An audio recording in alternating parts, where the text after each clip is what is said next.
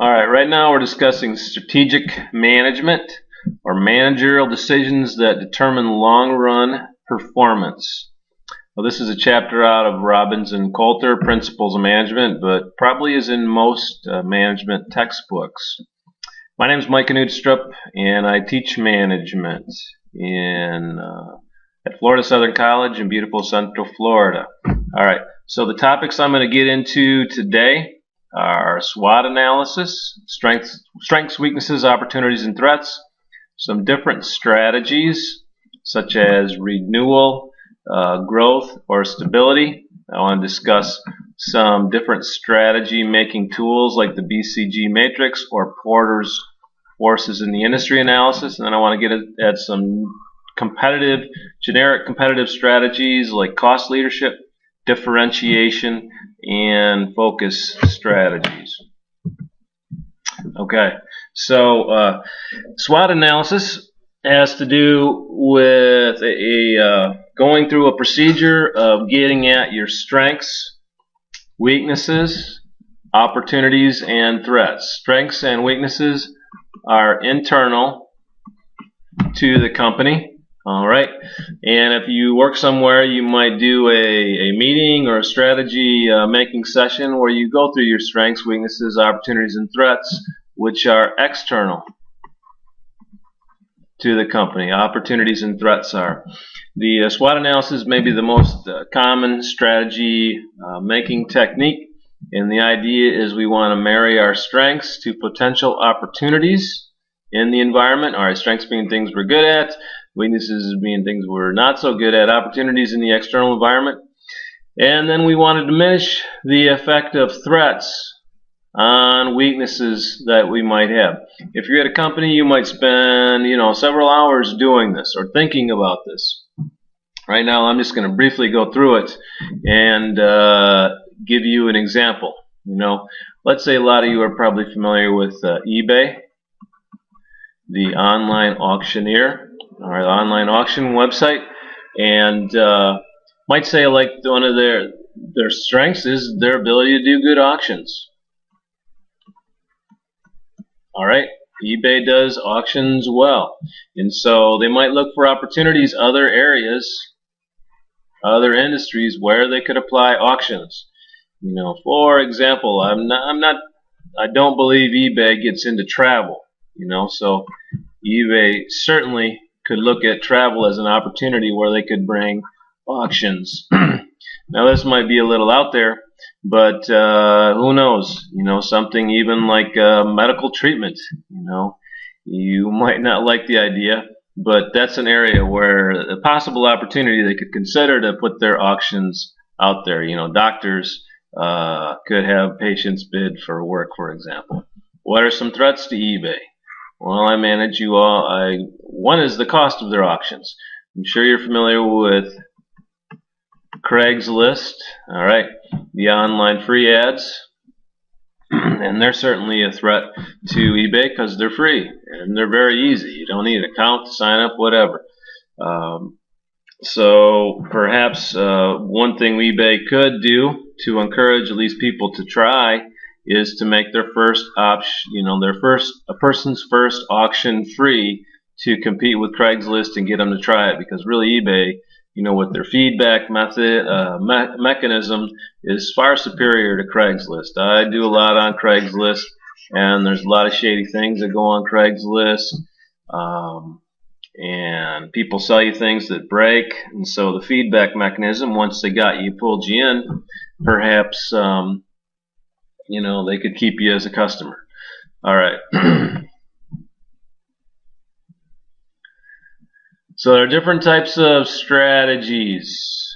We talk about stability is a strategy where you want to stay the same. And this is pretty common in small businesses who've been around for a long time. Maybe they've tried to grow and now they said, well, I'm pretty happy where I'm at. I've got a good income, a good job, some good employees. I'm going to stay where I'm at. If I grew bigger, I'd have to hire more managers, and it'd really be a hassle. So stability is staying the same. Renewal is changing. All right. Changing. Delta, changing. For example, for some reason you might have to change your company. Things have been going badly, and so you got to do a turnaround strategy. In America, we have a company named Kmart, which has been trying to change itself for a long time, been under threat from Walmart and Target, for example. And so recently they merged or have gotten together with J.C. Penney with the idea of kind of changing things around. How it works out remains to be seen. The most attractive strategy for business people is growth. They like to grow, all right? Because growth brings a lot of good things to it. It increases your income. All right, it also increases your job opportunities. As companies grow, jobs open up, and there's less competition for those jobs. And people in general like to grow, just like they like to grow their own income, be able to buy more stuff. Companies like to grow. Some different growth strategies I want to talk about. First is vertical integration. Now, we have this concept known as the supply chain. The supply chain is the linkage from inputs or raw materials to the final consumer. For example, let's take a McDonald's hamburger, right? Or McDonald's in general. McDonald's pretty much is at the final consumer here. And then the raw inputs would be like potatoes, meat, and that sort of thing. And so the supply chain starts like at the potato farm. Starts at the potato farm, and then or the beef farm, and then has processing plants and transportation, and all the way up to McDonald's. So that's the supply chain. Vertical integration is the idea that we buy along that supply chain. So backwards vertical integration is working backwards on that supply chain, meaning like McDonald's buys the potato farm, for example. Forward integration would be that we buy forward in the supply chain. So might mean, for example, like the potato farmer. All right, they buy a restaurant to sell their potatoes, the world's best potatoes. Who knows? Okay, so that's vertical integration along the supply chain. Horizontal integration is buying at the same level in the supply chain. So that'd be like McDonald's buying Wendy's. Alright, well, let me back up a little bit here and note why companies do backwards and forward vertical integration. One is control. Alright, when you buy along the supply chain, like McDonald's buys a potato farmer, you gain control over the quality and delivery and that sort of thing. And you also save. You cut out the middle person, we might say, and so you get perhaps reduced costs, or hopefully increased profit.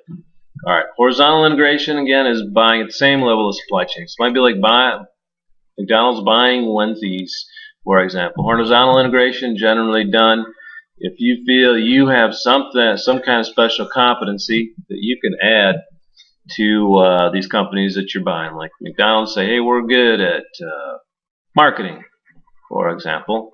And so they buy Wendy's and they try to improve their marketing. Diversification, unrelated diversification, is where we buy companies that are in different industries. So could be like McDonald's buying a bus company. All right. Or any other unrelated, will be some unrelated industries to McDonald's. Buying. Perhaps they could buy grocery stores and that sort of thing. All right, that'd be somewhat unrelated diversification. The idea about diversification is that we average out our returns instead of going real high or low on our returns based on just one single company and one industry. Our returns should get averaged. All right, and so we don't hit home runs and we don't strike out. We get somewhere in the middle with diversification. All right, these are corporate level strategies, growth strategies. Talk about a strategy making tool. One of the most common is the BCG Matrix. All right, BCG being the Boston Consulting Group, and there is on the vertical axis there is expected growth, and on the horizontal is market share. So these 2 by 2 creates a 4 quadrants in a matrix. All right, and the BCG Matrix helps us decide whether to invest in a business. All right, hold steady, or divest, or sell. Divest or sell being the same thing. All right, so if you're in an industry, if you got a company that's expected to grow and it has high market share, a lot of people already know about it, that's a star. We invest in stars. Okay? If you got a company that has high market share, it's well known, good sales, but will not grow, that's a cash cow. And we milk cash cows for all they're worth. Kind of like an old car you have, you know, that you don't want to put more money into, but you want to keep it until it dies. All right, so you slowly get the benefits from it until it's gone. You milk it, you don't invest in it. If you're low on expected growth and low on market share, that's a dog. Generally, you want to divest or sell a dog. A company that's a dog, question mark, being one we're not, we think they're going to grow, but their market share is low. All right. So in my classes, I like to talk about music bands, and bands with a lot of old hits, but that won't have many new hits. They're cash cows. You mix those, you milk those, you put them in greatest hits albums and all sorts of arrangements, and you kind of milk them, get the most out of them. But you're not going to invest in a new album because it's probably not going to sell. All right, stars are those super bands that are very popular, and when they put out records, they sell a lot. And so if they came to you and asked you, to sponsor them, you'd probably do it because, yeah, like Eminem, for example, okay, puts out an album, they're going to sell a lot. So you would invest, put their name up on billboards and that kind of things. Dogs are those one-hit wonders. They had a hit 10, 20 years ago. They're never going to get a hit again.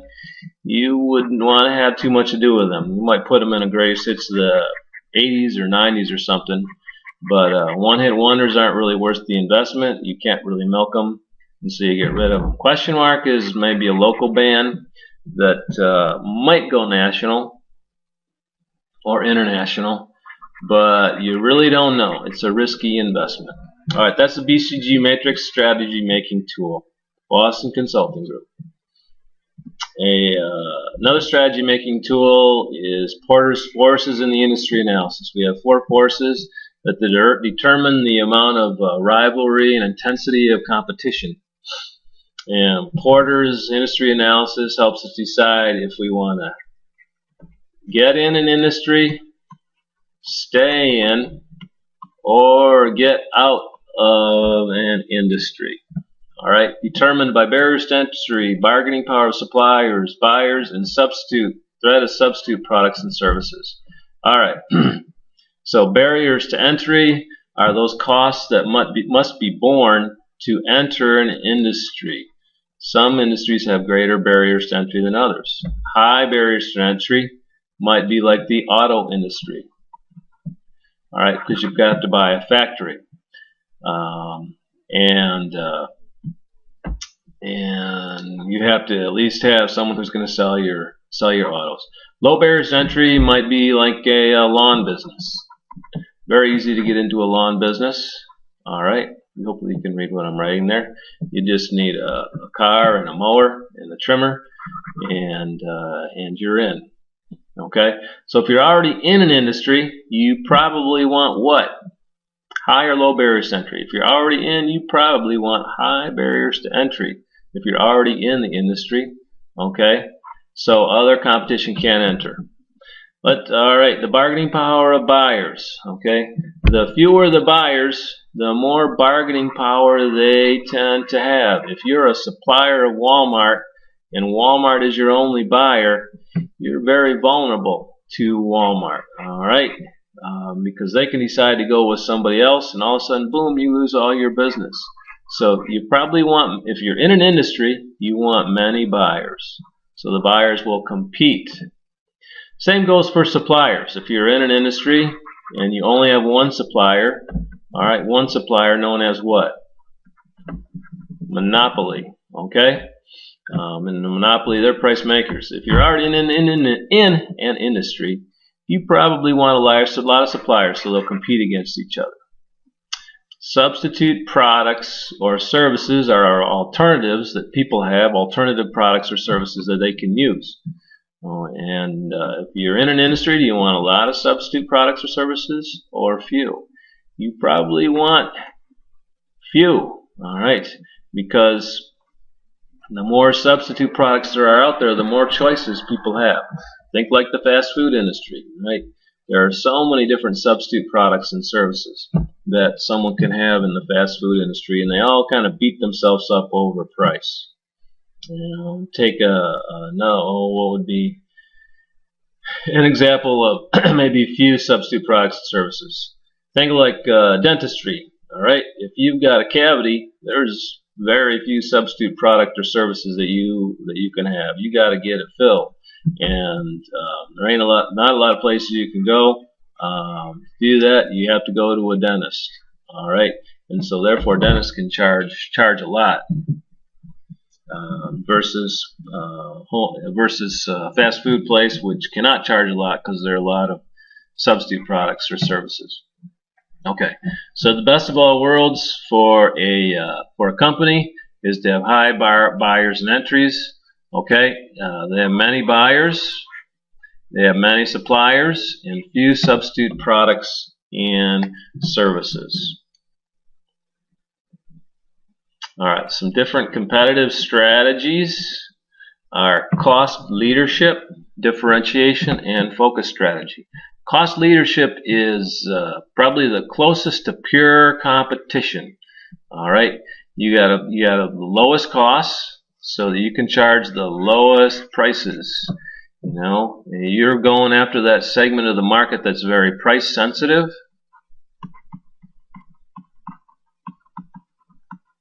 And you want to get their business. All right, so it's a brutal competition. It's always a struggle to keep your costs low versus your competitors. All right. Other than something to say about people who buy based on the lowest prices or price sensitive customers are generally not very brand loyal, and so when someone else comes in who's lower price, consumers will go to that other lower price competitor. Okay, so companies often start at a low cost, and then they try to work their way up because it's brutal competition when you're in a cost leadership sort of a situation. Think of some of the Korean auto companies, Hyundai, for example. They started out cheap, but now they're getting a lot better. Differentiation is where you try to create a real or perceived difference in your product or service. The key is that consumers perceive a difference, so they'll pay a little more in terms of prices.